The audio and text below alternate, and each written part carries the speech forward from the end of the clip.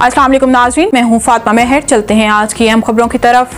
Sialkot patrolling police खंबरावाला की माह सितंबर में मंशियात फरोशों के खिलाफ बड़ी कार्रवाई। माशरा को मंशियात जैसे जराइम से पाक करेंगे। Post in charge Khambrawala Mohammad Nadeem.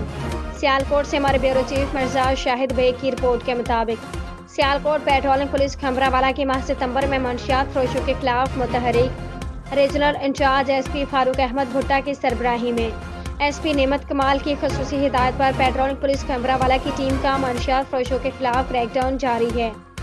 In charge patrolling police ने मंशियात की सप्लाई देने के लिए जाने वाले मंशियात फरोश वहीद कमरुल्लाह से 210 लीटर शराब बरामद करके मुलजिम के खिलाफ थाना एयरपोर्ट में मुकदमा दर्ज करवा दिया।